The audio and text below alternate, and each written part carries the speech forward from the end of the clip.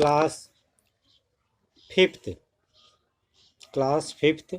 आज हम वर्कशीट के बारे में जानते हैं।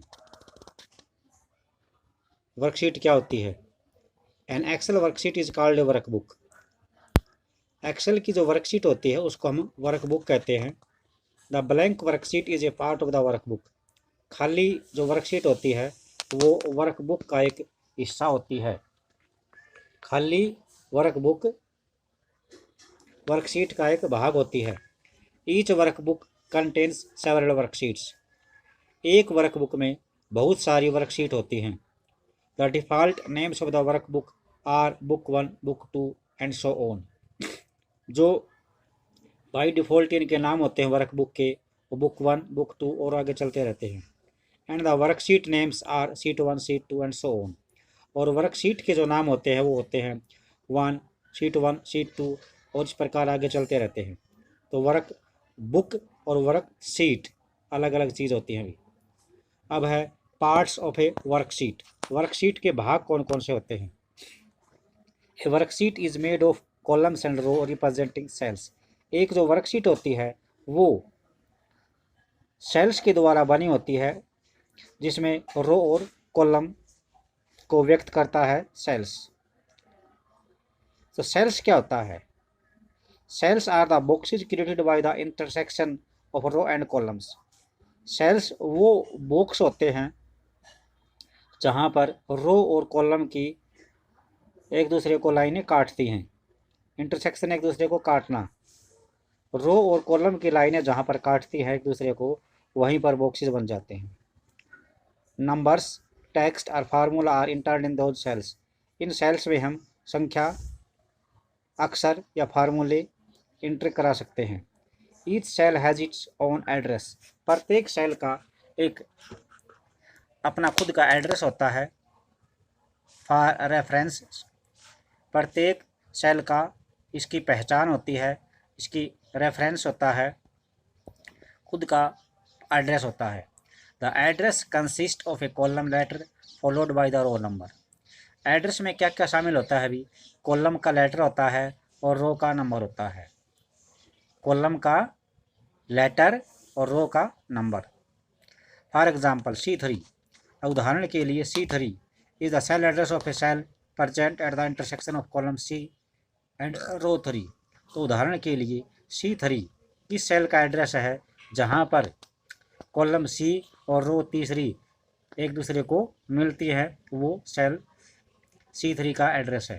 The last cell is labelled as. लास्ट जो सेल है उस पर क्या लिखा रहता है अभी? XFD 1 0 4 8 5 7 6।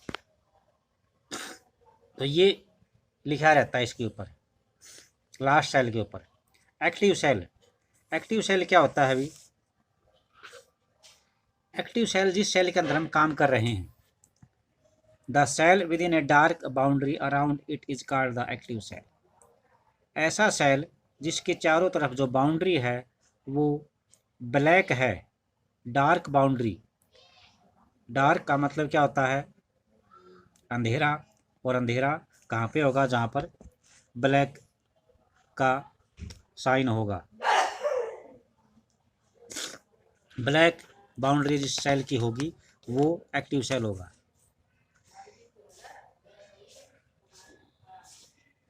It is also called the selected cell. इसको हम सिलेक्टेड सेल ही बोल सकते हैं, आर करंट सेल या करंट सेल ही बोल सकते हैं। The boundary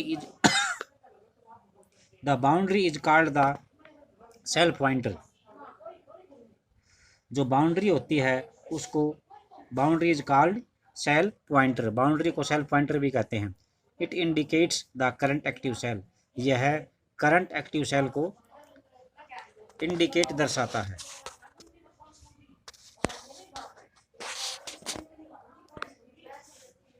name box. Name box क्या होता है अभी? The name of the active cell appears in the name box. जो एक्टिव सेल होता है उसका जो नाम होता है वो नेम बॉक्स में अपीयर होता है। फिर बताता हूँ। The name of the active cell appears in the name box. जो एक्टिव सेल होता है उसका नाम एक्टिव सेल में अपीयर होता है। To make a cell active, एक सेल को एक्टिव करने के लिए you can either use the mouse और arrow keys on the keyboard to select it. तुम किसी भी सेल को एक्टिव करने के लिए या तो माउस या एरो की का यूज कर सकते हो कीबोर्ड से और इसको सेलेक्ट कर सकते हो। Range of cells, a group of neighbouring cells that touch each others called the range of cells. एक जो पड़ोसी सेल होते हैं, एक दूसरे के साथ लगते हुए सेल होते हैं, उन ग्रुपों का समूह जो एक दूसरे को टच करते हैं उनको हम रेंज ऑफ सेल्स कहते हैं। It is generally takes the shape of a rectangle और स्क्वायर, ये प्राय आयताकार या वर्ग की आकृति बना लेता है, जैसे ये बना हुआ है range of sales.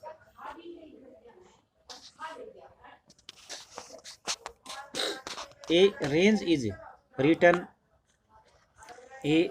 is written by specifying the address of the first cell and last cell of the range।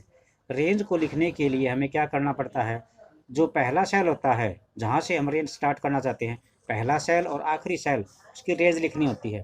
For example A range C3G12 starts, ये C3 से स्टार्ट होगा और एक्सटेंड कहाँ तक जाएगा, G12 तक जाएगा। ये इस प्रकार ये C3 है और ये G12 है। तो इसको आप ऐसा समझ सकते हैं, कर सकते हैं। याद क्या रखना है आपने, a new Excel worksheet contains 3 worksheet. एक नई एक्सेल वर्कबुक के अंदर,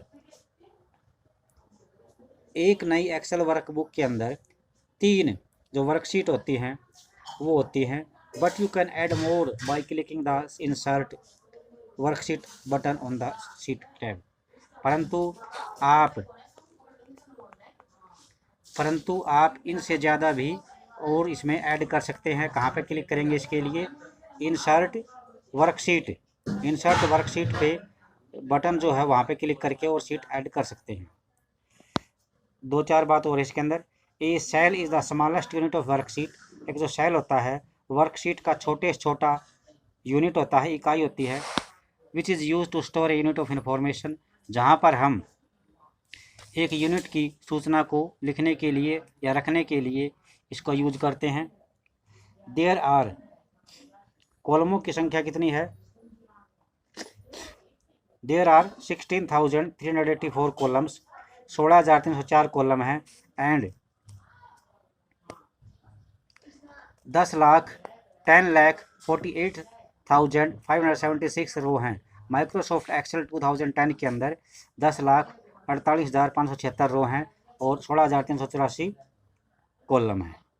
तो ये सारा अपडेट है। और लास्ट बच गया हमारा एक्सेल 2013 का जो वर्जन है वो कब रिलीज हुआ था अभी, यानी कब लोगों के सामने आया था, 29 जनवरी 2013 को आया था। और एक्सेल 2016 का जो लेटेस्ट वर्जन है लोगों के सामने हुआ था 22 सितंबर 2015 को।